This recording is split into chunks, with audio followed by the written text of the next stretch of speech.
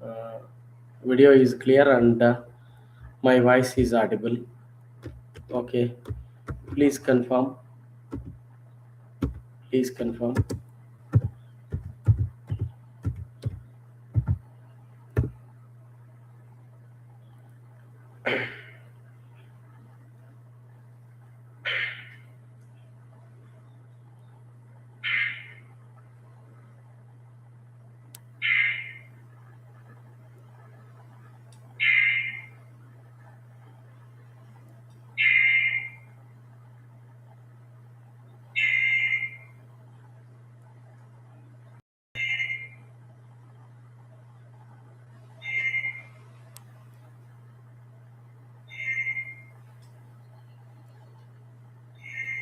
Hello, good evening, viewers. Dinner and you are relaxing. Hello, good evening, viewers. Dinner and you are relaxing.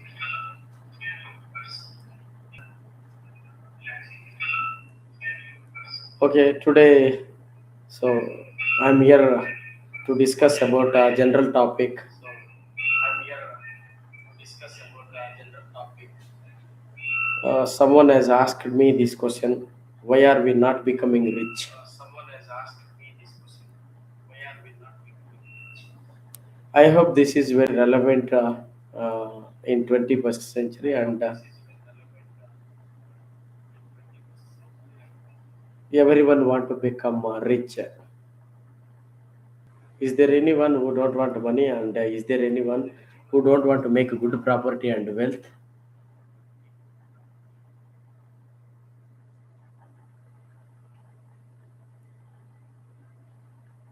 ಆತ್ಮೀಯರೇ, ಆ, ನಾವು ಒಂದು general topic ಯಾವುದೋ ಒಂದು ಪ್ರಶ್ನೆಯನ್ನು ಎತ್ಕೊಂಡಿದ್ದೀವಿ. ನಾವು ಯಾಕೆ ಶ್ರೀಮಂತರಾಗ್ತಾ ಇಲ್ಲ, ಇದಕ್ಕೆ ಏನು ಕಾರಣ ಅಂತ. ಯಾರಾದರೂ ಶ್ರೀಮಂತರಾಗಬಾರ್ದು, ಸಂಪಾದನೆ ಮಾಡಬಾರ್ದು, ಆಸ್ತಿ ಮಾಡಬಾರ್ದು ಅಂತ ಯಾರಾದರೂ ಬಯಸ್ತೀರಾ? ಅದು ಮಾಡಬೇಕು ಅಂತ ಬಯಸ್ತೀರಾ? ಸೊ ಯಾರ್ಯಾರು ಅವರು ತಮ್ಮ ಹೆಸರನ್ನು ತಿಳಿಸಿ.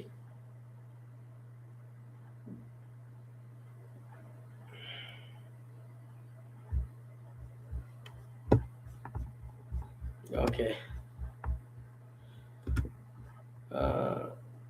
So when we observe the mankind history and people's attitudes and their behavior, you will understand very clearly uh, why we are not becoming rich, or why we are unable to make money.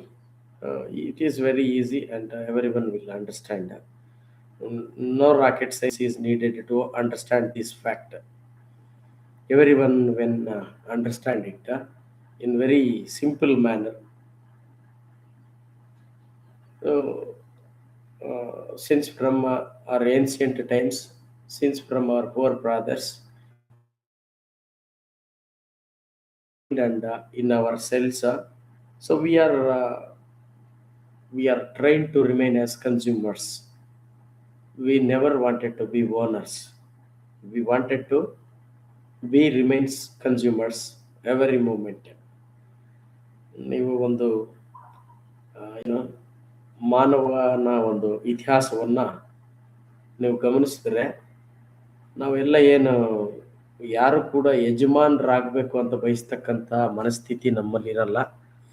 ನಾವು ಸಾಮಾನ್ಯವಾಗಿ ಅನುಭವಿಸ್ಬೇಕು, ವಸ್ತುಗಳನ್ನು ಅನುಭವಿಸ್ಬೇಕು, ಇದೇ ಥರ ಒಂದು ಮನಸ್ಥಿತಿ ನಮ್ಮಲ್ಲಿ ಇರ್ತದೆ. ಅದನ್ನೇ ನಾನು ಹೇಳಿದ್ದು, consumers. We want to remain as consumers, we don't want to be as owners. Okay, the ones who are on live, please confirm your name so that we can interact. Kindly share this live link with your friends and known contacts. Let them see, and one second, let me share this live link with the known contacts.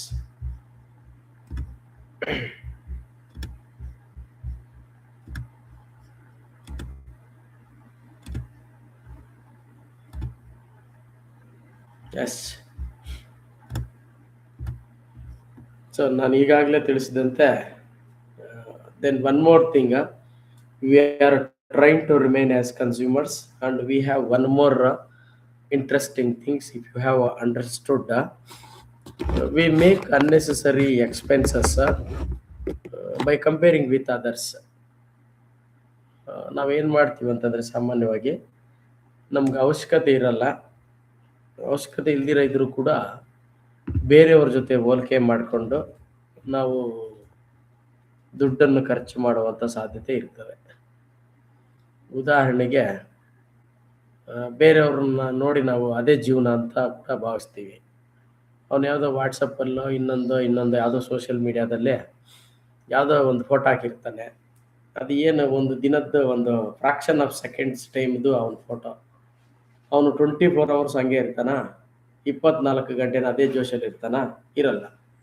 ನಾವೇನು ಅಂದ್ಕೊಂತೀವಿ, ಆ ಒಂದು second ಫೋಟೋನೇ, ಆ ಒಂದು fraction of seconds ಫೋಟೋನೇ ನಿಜ ಅಂದ್ಕೊಂಡ್ಬಿಟ್ಟು ನಮ್ಮ ಜೀವನನೂ ಹಂಗಿಲ್ವೇ ಅಂತ ಅಂದ್ಕೊಂಡ್ಬಿಡ್ತೀವಿ. And we try to live like them. So in that trend we are expected to spend more amount of money. ಈಗ ಯಾರೋ ಒಬ್ಬನು ಸಾಮಾಜಿಕ ಮಾಧ್ಯಮದಲ್ಲಿ ಯಾವುದೋ ಒಂದು ಫೋಟೋ ಹಾಕಿರ್ತಾನೆ, ನಾವು ಅದನ್ನು ನೋಡ್ತೀವಿ. ಆ ಒಂದು ಫೋಟೋವನ್ನು ನೋಡಿಬಿಟ್ಟು ಒಂದು ಜೀವನ ತುಂಬ ಚೆನ್ನಾಗಿದೆ, ನನ್ನ ಜೀವನ ಯಾಕೆ ಹಿಂಗಿಲ್ಲ, ನನ್ನ ಜೀವನ ಹಂಗೆ ಇರಬೇಕಲ್ಲ ಅಂಥೇಳಿ ಅವನನ್ನು ಅನುಸರಿಸೋಕ್ಕೆ ಹೋಗ್ತೀವಿ. ಅವನನ್ನು ಅನುಸರಿಸುವ ಬರದಲ್ಲಿ ನಾವು ಅವಶ್ಯಕತೆ ಇಲ್ಲದೆ ಇರತಕ್ಕಂಥ ಒಂದು ಖರ್ಚುಗಳನ್ನು ಮಾಡುವ ಸಾಧ್ಯತೆ ಇರ್ತದೆ. ಇದು ಒಂದು ನಮ್ಮ ಮನಸ್ಸಲ್ಲಿರ್ತಕ್ಕಂಥ ಇನ್ನೊಂದು problem. And we cannot postpone our desires, immediate gratification. ನಾವು ಒಂದು ಸ್ಪಷ್ಟವಾಗಿ ಹೇಳ್ಬೇಕಂತಂದರೆ, ಬೇಗ ಯಾವುದೋ ಒಂದು ಏನಾದರೂ ಅನಿಸಿದೆ ಅಂತಂದರೆ ಅದನ್ನು ಬೇಗ ಆ ಬೈಕಿಗಳನ್ನು ಈಡೇರಿಸ್ಕೋಬೇಕು ಅಂತ ಆತ್ರ ಪಡ್ತಕ್ಕಂಥ ಒಂದು ಮನಸ್ಥಿತಿ ನಮ್ಮಲ್ಲಿ ಇರ್ತದೆ. ಈಗ ನಾನು ಹೇಳಿದೆ, ಹೋಲಿಕೆ ಮಾಡ್ಕೊಂಡು ನಾವು ತಪ್ಪು ಮಾಡುವ ಸಾಧ್ಯತೆ ಇರ್ತದೆ ಅಂತ. ಯಾವ ರೀತಿಯಾಗಿ ಹೋಲಿಕೆ ಮಾಡ್ಕೊತೀವಿ ಏನು? ಈಗ ಯಾರೋ ಒಬ್ಬನ ಯಾವುದೋ ಒಂದು 2 ವೀಲರ್ ತಗೊಂಡಿದ್ದಾನೆ, ದ್ವಿಚಕ್ರ ವಾಹನ ತಗೊಂಡಿದ್ದಾನೆ. ಆ ದ್ವಿಚಕ್ರ ವಾಹನ ಯಾವುದೋ ಎಕ್ಸೆಲ್. ನೀನೇನು ಮಾಡ್ತೀಯ? ಅವನು ಎಕ್ಸೆಲ್ ತಗೊಂಡಿದ್ದಾನೆ, ನಾನು ಅಟ್ಲೀಸ್ಟ್ ಅದಕ್ಕಿಂತ ಚೆನ್ನಾಗಿರೋದು ಯಾವುದೋ ಒಂದು ಗೇರ್ ಇರ್ತಕ್ಕಂಥ ಒಂದು ಗಾಡಿ ತಗೋಬೇಕು ಅಂತ ಇನ್ನು ಸ್ವಲ್ಪ ಜಾಸ್ತಿ ಇರ್ತಕ್ಕಂಥ ಇನ್ವೆಸ್ಟ್ಮೆಂಟನ್ನು ಮಾಡ್ತೀಯ. ಅದು ಏನು, ನಿನ್ನ ಹತ್ರ ದುಡ್ಡು ರೆಡಿ ಇದೆಯಾ, ನಿನಗೆ ಸಾಮರ್ಥ್ಯ ಇದೆಯಾ, ಇದೆಲ್ಲ ನೀನು ಯೋಚನೆ ಮಾಡಲ್ಲ. ಅವನಿಗಿಂತ ಚೆನ್ನಾಗಿರ್ತಕ್ಕಂಥ ಒಂದು ವೆಹಿಕಲ್ ಬೇಕು ಅಂತ ಅದನ್ನು ಕೊಟ್ಕೊಳ್ಳೋಕೆ ಹೋಗ್ತೀಯ. ನೋಡಿ, ಗಮನಿಸಿ. ಇನ್ನೊಬ್ಬನ ಯಾವುದೋ ಒಂದು ಆವ್ರೇಜ್ ಮನೆ ಕಟ್ಕೊಂಡಿರ್ತಾನೆ, ಸಿಂಗಲ್ ಬೆಡ್ರೂಮ್ ಹೌಸು ಅಂತ ಅಂದ್ಕೊಂಡ್ರೆ ನೀನೇನು ಮಾಡ್ತೀಯ? ಅವನಿಗಿನ್ನ ನನ್ನ ಮನೆ ಚೆನ್ನಾಗಿರಬೇಕು, ಅದ್ಭುತವಾಗಿರಬೇಕು ಅಂಥೇಳಿ ಸಿಂಗಲ್ ಬೆಡ್ರೂಮ್ ಬಿಟ್ಟು ಅಟ್ಲೀಸ್ಟ್ ಡಬಲ್ ಬೆಡ್ರೂಮೋ 3 ಬೆಡ್ರೂಮ್ ಮನೆಯನ್ನು ಕಟ್ಟಕ್ಕೆ ಹೋಗ್ತೀಯ. ಅದು ನಿಜವಾಗ್ಲೂ ಅವಶ್ಯಕತೆ ಇದೆಯಾ? ನಲ್ಲಿ ಆ ಸಾಮರ್ಥ್ಯ ಇದೆಯಾ? ಇದ್ಯಾವುದನ್ನು ಕೂಡ ನೀವು ಆಲೋಚನೆ ಮಾಡಲ್ಲ. ಅವನು ಮಾಡಿದ್ದಾನೆ, ಅವನಿಗಿನ್ನ ನಾನು ಚೆನ್ನಾಗಿ ಮಾಡಬೇಕು, ಜಾಸ್ತಿ ಮಾಡಬೇಕು ಅಂತ ಮಾಡ್ತಕ್ಕಂಥ ಒಂದು ಮನಸ್ಥಿತಿ ಇರ್ತದೆ. ಇದು ಒಂದು. ಇನ್ನೊಂದು ವಿಷಯ ಏನಂತಂದರೆ, ನಾವು ನಿಜವಾಗ್ಲೂ ಶ್ರೀಮಂತರಾಗೋದಕ್ಕಿಂತ ಶ್ರೀಮಂತರಾಗಿದ್ದೀವಿ ಅಂತ ತೋರಿಸ್ಕೊಳ್ಳೋಕ್ಕೆ ಜಾಸ್ತಿ ದುಡ್ಡನ್ನು ಖರ್ಚು ಮಾಡ್ತೀವಿ. So in order to appear like a rich in front of society and community and relatives, we make certain expenses. ನಾವು ಏನು ಶ್ರೀಮಂತರಾಗ್ಬಿಟ್ಟಿದ್ದೀವಿ, ನಾವು ಹಂಗಾಗ್ಬಿಟ್ಟಿದ್ದೀವಿ ಅಂತ ತೋರಿಸ್ಕೊಳ್ಳೋಕ್ಕೋಸ್ಕರ ನಾವು ಕೆಲವೊಂದನ್ನು ತಪ್ಪುಗಳನ್ನು ಮಾಡ್ತಾ ಹೋಗ್ತೀವಿ ಹಣಕಾಸಿಗೆ ಸಂಬಂಧಿಸಿದಂತೆ. ಉದಾಹರಣೆಗೆ, ನಿನಗೆ ಹತ್ರ ಕಾರ್ ತಗೊಳ್ಳೋಕ್ಕೆ ದುಡ್ಡಿರಲ್ಲ, ಹೋಗ್ಬಿಟ್ಟು ಯಾವುದು ಡೌನ್ ಪೇಮೆಂಟ್ ಕಟ್ಟಿಬಿಟ್ಟು EMIಗಳಲ್ಲಿ ಕಾರ್ ತಗೊಂಡ್ಬಿಡೋದು. ಓಕೆ, ತಿಂಗಳ EMIಗಳನ್ನು ಕಟ್ಟೋಕ್ಕೆ ಪರದಾಡ್ತಕ್ಕಂಥದ್ದು. 2 ವೀಲರ್ಗಳನ್ನು EMIಗಳಲ್ಲಿ ತಗೊಳ್ಳೋದು. ಇವೆಲ್ಲ ಏನು ಉದಾಹರಣೆಗಳಂತಂದರೆ, ಈ ಒಂದು ಅದು ನಮ್ಗೆ ಅವಶ್ಯಕತೆ ಇಲ್ದಿರ ಇದ್ರೂ ಕೂಡ ದುಬಾರಿ ಜೀವನ ಬೇರೆಯವರ ಲೆಕ್ಕದಲ್ಲಿ ಶ್ರೀಮಂತರಾಗಿ ಕಾಣಬೇಕು ಅನ್ನೋ ಉದ್ದೇಶಕ್ಕೆ ನಾವು ದುಡ್ಡನ್ನು ಖರ್ಚು ಮಾಡ್ತಾ ಹೋಗ್ತೀವಿ. ಮತ್ತು ಮನೆ ಕಟ್ಟಬೇಕು ಅಂತಂದರೆ ಸ್ವಂತ ಬಂಡವಾಳ ಇದ್ದಾಗ ಮನೆ ಕಟ್ಟಿದ್ರೆ ಅನುಕೂಲ.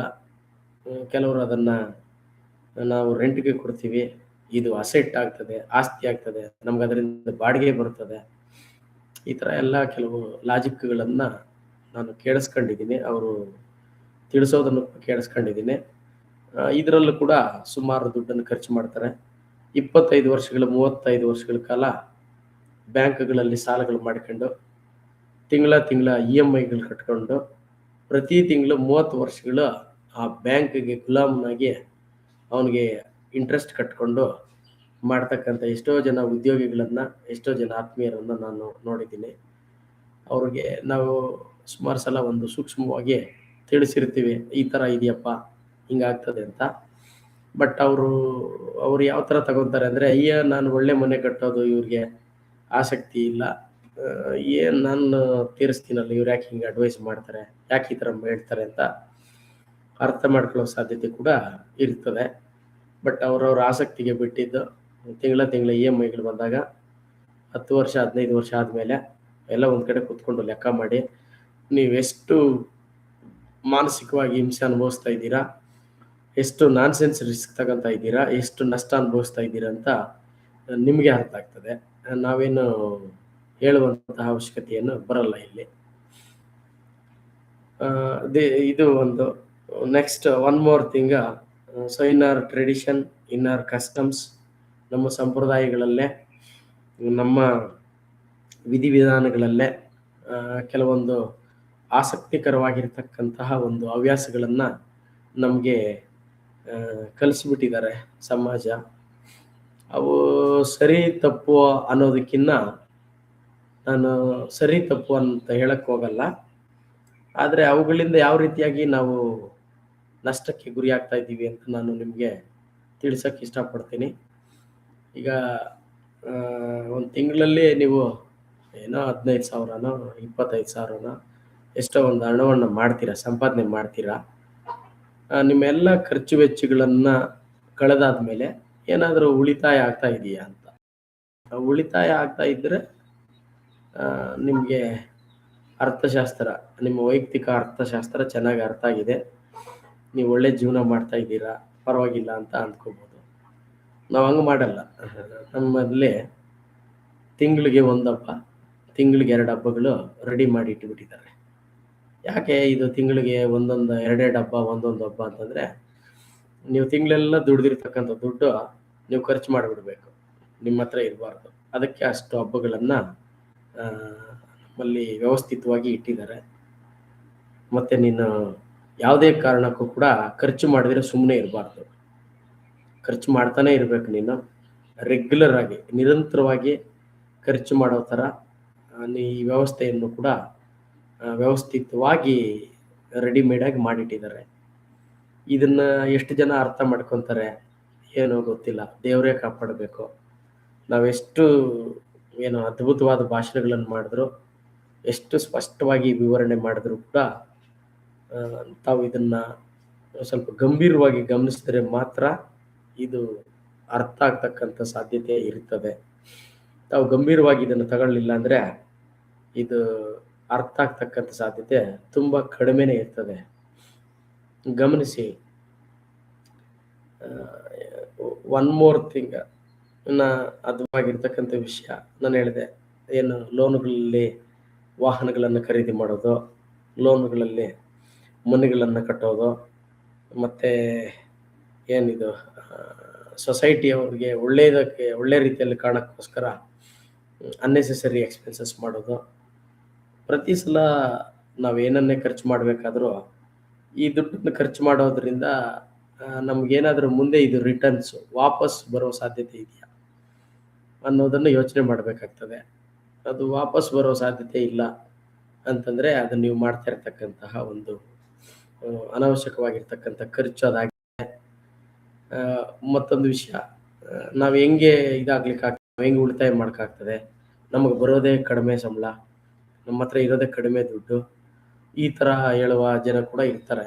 ಅವ್ರಿಗೆ ನಾನು ಒಂದು ವಿಷಯ ಹೇಳಕ್ಕೆ ಇಷ್ಟಪಡ್ತೀನಿ. ನೀವು 10 ರೂಪಾಯಿಯನ್ನ ವ್ಯವಸ್ಥಿತವಾಗಿ ಬಳಸ್ಕೊಳ್ಳಕ್ಕಾಗಲಿಲ್ಲ, 10 ರೂಪಾಯಿಯನ್ನ ಸರಿಯಾಗಿ ಯೋಜನೆ ಮಾಡಲಿಕ್ಕಾಗಲಿಲ್ಲ ಅಂದರೆ ನಿಮಗೆ 1000 ಕೋಟಿ ಕೊಟ್ಟರು ಕೂಡ ನೀವು ಅದನ್ನು ಸರಿಯಾಗಿ ಬಳಸ್ಕೊಳ್ಳೋಕ್ಕೆ ಸಾಧ್ಯತೆ ಇಲ್ಲ. ದುಡ್ಡು, ಉಳಿತಾಯ, ಶ್ರೀಮಂತಿಕೆ ಅನ್ನೋದು ಹೊರಗಡೆ ಸಮಾಜದಲ್ಲಿ, ಬ್ಯಾಂಕ್ಗಳಲ್ಲಿ ಎಲ್ಲೂ ಇಲ್ಲ, ನಿಮ್ಮ ಮನಸ್ಸಲ್ಲಿದೆ. ನಿಮ್ಮ ಮನಸ್ಸಲ್ಲಿ ಯಾವಾಗ ನೀವು ಒಂದು ವ್ಯವಸ್ಥಿತವಾದಂತಹ ಯೋಜನೆಯನ್ನು ರೂಪರೇಷೆಯನ್ನು ತಯಾರಿ ಮಾಡಿಕೊಂಡು ಯಾವಾಗ ಆದಾಯಕ್ಕಿಂತ ಖರ್ಚು ಜಾಸ್ತಿ ಮಾಡ್ತೀರೋ ಅಲ್ಲಿವರೆಗೂ ಉದ್ಧಾರ ಆಗಲ್ಲ. ಖರ್ಚು ಕಡಿಮೆ ಇರಬೇಕು, ಆದಾಯ ಜಾಸ್ತಿ ಇರಬೇಕು. ಅಂದರೆ ಉಳಿತಾಯ ಆಗಬೇಕು. ಬರೀ ಉಳಿತಾಯ ಮಾಡ್ಕೊಂಡಿದ್ರೇನೂ ಆಗಲ್ಲ. ಉಳಿತಾಯ ಮಾಡಿರ್ತಕ್ಕಂಥ ದುಡ್ಡನ್ನು ಹೂಡಿಕೆ ಮಾಡಬೇಕು. ಆ ದುಡ್ಡು ನಮಗೋಸ್ಕರ ದುಡಿತಕ್ಕಂಥ ಒಂದು ವ್ಯವಸ್ಥೆಗಳನ್ನು ಯಾರೆಲ್ಲ ಮಾಡ್ಕೊಂಡಿರ್ತೀರ ಅವರು ಶ್ರೀಮಂತರಾಗಲಿಕ್ಕೆ ಅವಕಾಶಗಳಿರ್ತವೆ. ಮತ್ತು ಯಾವುದೋ ಲಾಟ್ರಿಗಳು ಹೊಡೆಯೋದ್ರಿಂದ ಇವತ್ತು ಅಂದ್ಕೊಂಡ್ಬಿಟ್ಟು ನಾಳೆ ಬೆಳಗ್ಗೆ ಅಷ್ಟೊತ್ತಿಗೆ ಯಾವುದು ಸಾಧ್ಯ, ಆ ಥರ ಯಾವುದು ಸ್ಕೀಮ್ಗಳು ಆ ಥರ ಯಾವುದೂ ಇಲ್ಲ. ಮತ್ತು ದುಡ್ಡಿಗೆ ಎಷ್ಟು ಪ್ರಾಮಾಣಿಕನಿದೆಯಾ, ಮತ್ತು ನೀನೆಷ್ಟು ದೈವ ಭಕ್ತನಿದೆಯಾ, ನೀನು ಎಷ್ಟೆಲ್ಲ ಒಳ್ಳೆ ಕೆಲಸಗಳನ್ನು ಮಾಡಿದ್ದೀಯಾ, ನೀನು ಯಾವ ಊರಿಗೆ ಸೇರಿದ್ದೀಯಾ, ನೀನು ಯಾವ ಜಾತಿಗೆ ಸೇರಿದ್ದೀಯಾ, ನೀವು ಯಾವ ಬಣ್ಣಕ್ಕೆ ಸೇರಿದ್ದೀಯಾ, ಇವ್ಯಾವುದು ದುಡ್ಡಿಗೆ ಸಂಬಂಧ ಇಲ್ಲ. ನಿಮ್ಮ ಕಷ್ಟಗಳ ಬಗ್ಗೆ ಆಗಲಿ, ನಿಮ್ಮ ದುಃಖಗಳ ಬಗ್ಗೆ ಆಗಲಿ, ನಿಮ್ಮ ಆಲೋಚನೆಗಳ ಬಗ್ಗೆ ಆಗಲಿ ದುಡ್ಡಿಗೆ ಅದಕ್ಕೆ ಯಾವುದೇ ಸಂಬಂಧ ಇಲ್ಲ. ದಯವಿಟ್ಟು ಅರ್ಥ ಮಾಡ್ಕೋಬೇಕು. ಇನ್ನು ಕೆಲವರು ಹೇಳ್ತಾರೆ, ನಾನು ಬೆಳಗ್ಗೆ 6 ಗಂಟೆಯಿಂದ ರಾತ್ರಿ 12 ಗಂಟೆವರೆಗೂ ದುಡಿತೀನಿ, 24 ಅವರ್ಸಲ್ಲಿ ಬರೀ 4 ಗಂಟೆ ನಿದ್ದೆ ಮಾಡ್ತೀನಿ.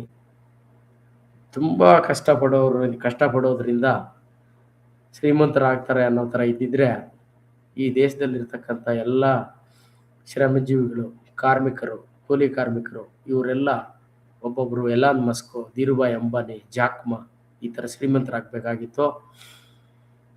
ದಯವಿಟ್ಟು ಅರ್ಥ ಮಾಡ್ಕೊಳ್ಳಿ. ತುಂಬ ಶ್ರಮ ಪಡ್ತಕ್ಕಂಥವ್ರು, ತುಂಬ ದುಡಿಮೆ ಮಾಡ್ತಕ್ಕಂಥವ್ರು ಶ್ರೀಮಂತರಾಗ್ತಾರೆ ಅನ್ನೋದು ದೊಡ್ಡ ಸುಳ್ಳದು. Of course up to some extent it may be right. ಯಾವುದೋ ಪ್ರಾರಂಭಿಕ ಹಂತಗಳಲ್ಲಿ ಜೀವನ ನಡೆಸಲಿಕ್ಕೆ ಅದೇನೋ ಸ್ವಲ್ಪ ದಿನಕ್ಕೆ ಅವರೆಲ್ಲ ಶ್ರೀಮಂತರಾಗಕ್ಕೆ ಅನುಕೂಲ. ದುಡಿದಾಗ ಮಾತ್ರ ದುಡ್ಡು ಬರ್ತಾ ಇರ್ತದೆ, ಬೇರೆ ಟೈಮಲ್ಲಿ ದುಡ್ಡು ಬರಲ್ಲ ಅಂತಂದರೆ then again there is a problem. You will be working for till your death. ನೀನು ದುಡ್ದಾಗ ಮಾತ್ರ ನಿನಗೆ ಸ್ಯಾಲ್ರಿ, ದುಡಿಲಿಲ್ಲ ಅಂದರೆ ಸ್ಯಾಲ್ರಿ ಇಲ್ಲ ಅಂತಂದರೆ ನೀನು ಸಾಯೋವರೆಗೂ ದುಡಿತಾನೆ ಅಂತ ಹೇಳ್ಬಿಟ್ರೆ ಯಾವುದೇ ಸಂದರ್ಭದಲ್ಲಿ ಜೀವನ ಬದಲಾವಣೆ ಆಗಲಿಕ್ಕೆ ಸಾಧ್ಯತೆ ಇಲ್ಲ. ಇದು ಕೂಡ ತಾವು ಗಮನಿಸಬೇಕು.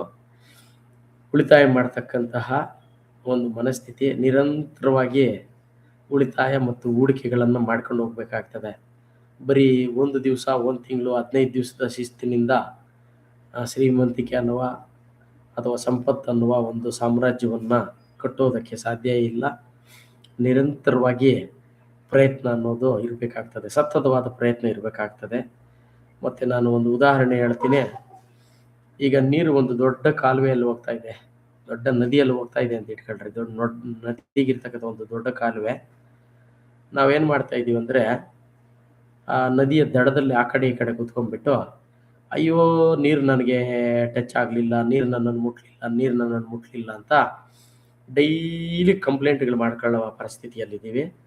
ನೀವೆಷ್ಟು ಕಂಪ್ಲೇಂಟ್ ಮಾಡಿದ್ರು, ದಡದ ಮೇಲೆ ಕೂತ್ಕೊಂಡು ಎಷ್ಟು ಇದು ಮಾಡಿದ್ರು, ಗೋಲಾಡಿದ್ರು, ನೀರು ಬಂದು ನಿಮ್ಮನ್ನು ಟಚ್ ಮಾಡಲ್ಲ. ಇದು ಅರ್ಥ ಮಾಡ್ಕೊಳ್ರಿ. ಇನ್ನು ಕೆಲವರು ಇದ್ದಾರೆ, ಒಂದು ಒಳ್ಳೆ ಅಧಿಕಾರಿಗಳಾಗಿರ್ತಾರೆ, ತಿಂಗಳ ಒಳ್ಳೆ ಸಂಬಳ ಪಡ್ಕೊತಾ ಇರ್ತಾರೆ. ಇವ್ರು ಯಾವ ಥರ ವಿಚಿತ್ರ ಅಂತಂದರೆ, ಇವರು ನೀರಲ್ಲಿ ಇಳಿದಿರ್ತಾರೆ, ಅವ್ರಿಗೆ ನೀರು ಟಚ್ ಮಾಡ್ಕೊಂಡು ಹೋಗ್ತಾ ಇರ್ತದೆ, ಸ್ನಾನ ಮಾಡ್ತಾ ಇರ್ತಾರೆ. ಅವ್ರಿಗೆ ಅದೇ ಖುಷಿ, ಅಬ್ಬಾ ನನಗೆ ನೀರು ಟಚ್ ಮಾಡ್ತು, ನಾನು ನೀರಲ್ಲಿ ಸ್ನಾನ ಮಾಡ್ತಾ ಇದ್ದೀನಿ, ನಾನು ಚೆನ್ನಾಗಿದ್ದೀನಿ, ನಾನು ಡೈಲಿ ನೀರು ನನ್ನನ್ನು ಮುಟ್ತಾ ಇದೆ ಅಂತ ಈ ಖುಷಿಯಲ್ಲಿರ್ತಾರೆ. ಅವರು ಕೂಡ ಶ್ರೀಮಂತರಾಗಲಿಕ್ಕೆ ಸಾಧ್ಯ ಇಲ್ಲ. ಕಾರಣ ಏನಂತಂದರೆ, ನೀರು ಸುಮ್ಮನೆ ಅವನವ್ರನ್ನ ಮುಟ್ಕೊಂಡು ಹೋಗ್ತಾ ಇದೆ ಬಿಟ್ರೆ ಅವ್ರ ಹತ್ರ ನಿಲ್ತಾ ಇಲ್ಲ. ಮತ್ತು ಶ್ರೀಮಂತನಾಗಬೇಕು, ಸಾಧನೆ ಮಾಡಬೇಕು ಅಂದರೆ ಏನು ಮಾಡ್ಬೇಕು ಸರ್ ಅಂತಂದರೆ, ಹರಿತಾ ಇರ್ತಕ್ಕಂಥ ನೀರಿಗೆ ಅಡ್ಡವಾಗಿ ಅಣೆಕಟ್ಟನ್ನು ಕಟ್ಟಬೇಕು, ದೊಡ್ಡ ಕಟ್ಟೆಯನ್ನು ಕಟ್ಟಬೇಕು. ನೀನು ಅಣೆಕಟ್ಟನ್ನು ಕಟ್ಟಿದಾಗ ನೀರು ಒಂದು ಕಡೆ ನಿಲ್ತದೆ.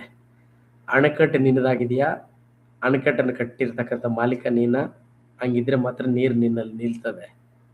ಇಲ್ಲ ನಾನು ದಡದ ಮೇಲೆ ಕೂತ್ಕೊಂಡಿದ್ದೀನಿ, ನೀರಲ್ಲಿ ಇಳಿದಿದ್ದೀನಿ ಅಂದರೆ ನೀನು ಹಂಗೆ ಅಲ್ಲೇ ಇರ್ತೀಯ, ಈ ದಡದ ಮೇಲೆ ಕೂತ್ಕೊಂಡು ಅಳ್ತಾನೆ ಇರ್ತೀಯ.